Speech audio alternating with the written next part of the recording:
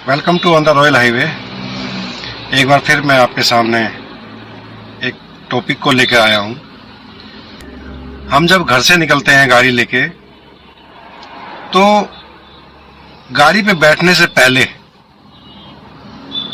हमने अपने गुस्से को अपने कमरे की अलमारी से जो हमने कपड़े हैंगर से उतार के पहने थे, उसी हैंगर पे अपने गुस्से को टांग के फिर गाड़ी में बैठना है। यानी कि आप मेरी बात समझ गए होंगे कि गुस्से को गाड़ी में लेके ना चले, गुस्से को रोड पे लेके ना चले, क्योंकि गुस्सा, क्रोध मनुष्य का सबसे बड़ा शत्रु है। और अगर हम उसको अपनी गाड़ी में लेके चलें रोड के ऊपर, तो ये बहुत ही नुकसानदायक हो सकता है। 5 चीजें बताई गई है हमारे, जो हम सुनते हैं कई बार, कि काम, क्रोध, लोभ, मोह, अहंकार। तो आज मैं बात कर रहा हूं क्रोध की। क्रोध जो है मनुष्य का सबसे बड़ा शत्रु है। इसके ऊपर नियंत्रण पाना बहुत जरूरी है। हालांकि ये चीज आसान नहीं है। तो मेरा कहने का मतलब ये है कि जब भी आप रोड पे गाड़ी लेके चलते हैं, तो अपने गुस्से को उस अलमारी के हैंगर में ही टांग के आए, जिस हैंगर से आपने कपड़े पहने हैं। मेरा कहने का मतलब ये है कि गुस्से को गाड़ी के अंदर, सड़क के ऊपर न लेके चले। क्रोध में आनंद, सुख, शांति का विनाश होता है। तो इस क्रोध से बचे। सड़क पर इस क्रोध को ना लेके चले। कई बार क्या होता है कि हम इतनी जल्दी में होते हैं और थोड़ी टेंशन में भी होते हैं जब गाड़ी लेके चलते हैं। तो पता नहीं क्यों आज का इंसान इतनी टेंशन लेके चल रहा है भाई। अरे रोड पे निकले हो आप, गाड़ी लेके निकले हो, गाड़ी, घर से जब गाड़ी लेके निकलो तो उससे पहले अपने किसी भी इष्ट का नाम लेके चलें। जिस भी इष्ट को आप मानते हैं उसका सिमरन करके चले और उनसे ये प्रार्थना करें कि अब मैं गाड़ी लेके निकल रहा हूं, मेरे क्रोध को नियंत्रण करने में मेरी सहायता करें, मैं ठीक ठाक से अपनी मंजिल पे पहुंचूं। यही प्रार्थना करके चले आप। क्रोध में बहुत कुछ नुकसान हो जाता है। क्रोध एक आंधी होती है, एक आंधी की तरह होता है। समाप्त होने के बाद ही पता लगता है कि कितना नुकसान हुआ है। जैसे आंधी कोई आती है, तूफान आता है, तो उसके शांत होने के बाद ही पता लगता है कि नुकसान कितना हुआ है। उसी प्रकार क्रोध का भी है। गाड़ी हम लेके जा रहे हैं, किसी से आगे निकलना है, स्पीड से निकलना है, दे हॉर्न, दे हॉर्न, तो उसको गालियां देते हुए निकल जाते हैं। अच्छे से चलाओ भाई गाड़ी, बिना गुस्से के चलाओ, बड़ा मजा आएगा। क्योंकि क्रोध समाप्त होने के बाद फिर जो क्रोध में हमारा नुकसान हुआ है, उस पर फिर हमें पश्चाताप होता है कि अगर हम ऐसा नहीं करते तो ये नुकसान नहीं होता है। इस क्रोध की आंधी में आप खुद जलते हैं और दूसरे को कम नुकसान होता है, लेकिन आपका खुद ज्यादा नुकसान होता है। नुकसान किस लिए होता है कि गुस्से में, जैसे हम गाड़ी लेके जा रहे हैं, या ठोक दी, या जो भी हुआ, या एक्सीडेंट हो गया गुस्से में, ओवर स्पीड में दिखाया तो चालान कट गया, ज्यादा स्पीड में जा रहे हैं तो किसी को साइड लग गई गाड़ी, बहुत नुकसान होता है। इसलिए क्रोध से बचे और अपने आप को सुरक्षित रखे भाई। मेरी आपसे पर्सनल रिक्वेस्ट है कि गाड़ी चलाते समय अपनी गाड़ी के अंदर क्रोध को ना लेके चले, साथ में सड़क पर क्रोध को ना लेके चले। क्रोध आने के बहुत सारे कारण होते हैं, जैसे कि हमारे साथ अन्याय हुआ है, या कोई वित्तीय समस्या है, या कोई शारीरिक समस्या है, किसी को खो देने का गम, या फिर दवाओं का जो प्रभाव, जो हम दवाइयाँ ले रहे हैं,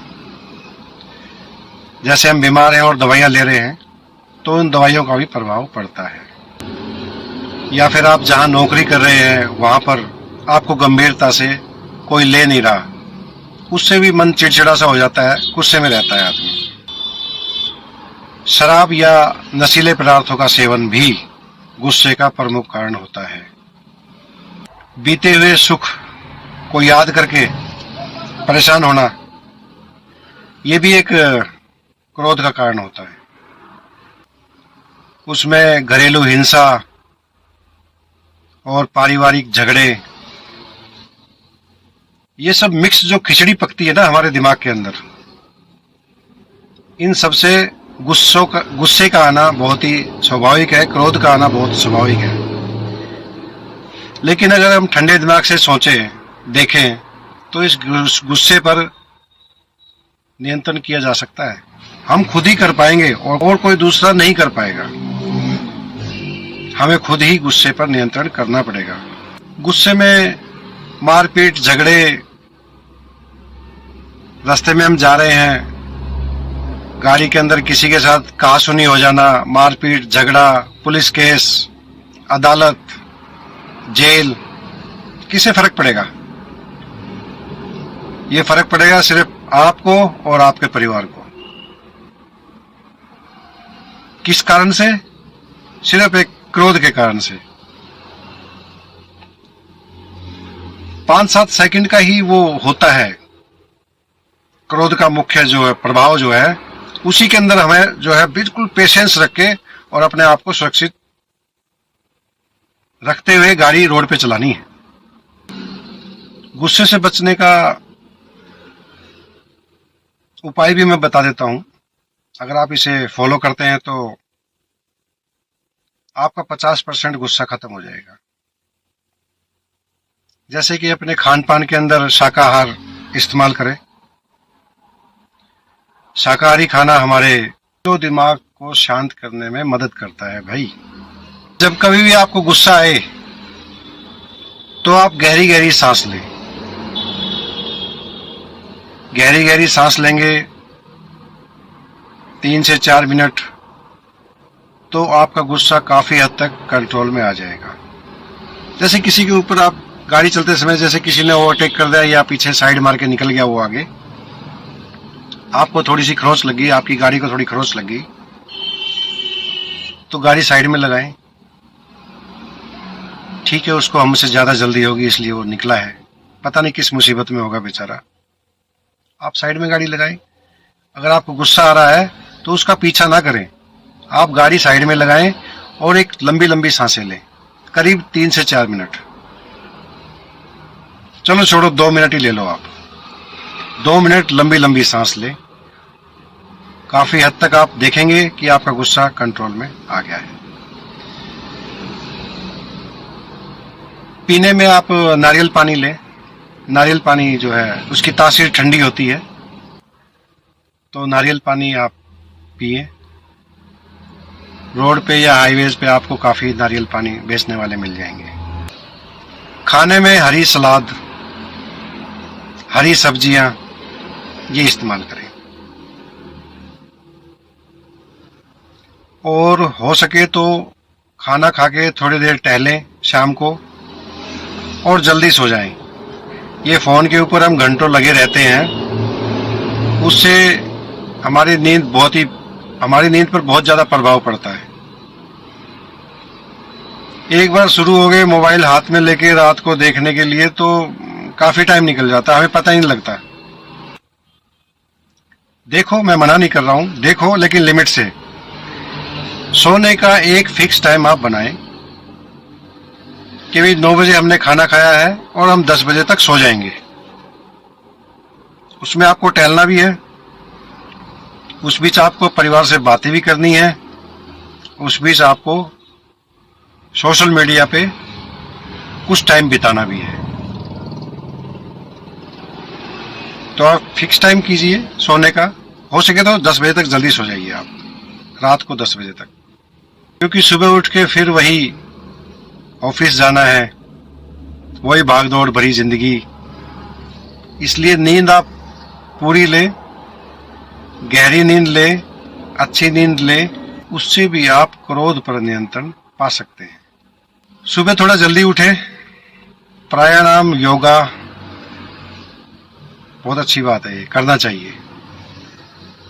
आपके पास समय नहीं है तो वही समय तो थोड़ा निकालना पड़ेगा। 15 मिनट से आधा घंटा आप अपने लिए निकालें, उसमें आप एक्सरसाइज करें, प्राणायाम करें, योगा करें, उससे भी आप अपने क्रोध पर नियंत्रण पा सकते हैं। फिर जैसे हम गाड़ी लेके निकलते हैं तो थोड़ा पहले निकलें। जैसे कि आपको घर से ऑफिस पहुंचने में 1 घंटा लगेगा, तो आप आधा घंटा पहले और निकल जाइए, यानी कि आप 1.5 घंटा मान के चलें। उससे क्या होगा, आपको एक जल्दबाजी में नहीं जाना पड़ेगा ऑफिस, और आप आराम से मस्ती से फुर्सत से जा सकते हैं। जल्दबाजी होगी तो गुस्सा भी होगा, गुस्सा होगा तो टेंशन बढ़ेगी, कोई फायदा नहीं है। इसलिए अतिरिक्त समय लेके चलें। गाड़ी के अंदर अपना मनपसंद म्यूजिक चलाकर फिर आप गाड़ी चलाएं, क्योंकि आपकी मनपसंद का म्यूजिक है तो वो आपके दिमाग को शांत रखेगा। और हो सके तो आप अपने इष्ट की, आप किसी भी इष्ट को मानते हैं, उसकी एक फोटो अपने गाड़ी के डैशबोर्ड पे सेंटर में, गाड़ी के डैशबोर्ड के सेंटर में अपने इष्ट की फोटो लगाएं। उनसे प्रार्थना करके, पहले उनकी पूजा करके फिर चलें। उससे भी आपका मन शांत रहेगा, गुस्सा नहीं आएगा। छोटी छोटी बात पे भड़के ना। जैसे कोई पीछे से हॉर्न दे रहा है तो उसको जल्दी होगी, जाने दो ना आगे, कोई बात नहीं, चला जाएगा। इस छोटी सी बात पे भड़के ना। मन शांत रखें। आप ऑफिस में जाते हैं तब भी मन को शांत रखें, कम बोलें और अपने कार्य पर ध्यान दें। तो आपसे पर्सनल रिक्वेस्ट है कि रोड पर, गाड़ी के अंदर अपने गुस्से को लेकर ना चलें, और यातायात के नियमों का पालन करते हुए आप चलते रहिए मेरे साथ ऑन द रॉयल हाईवे।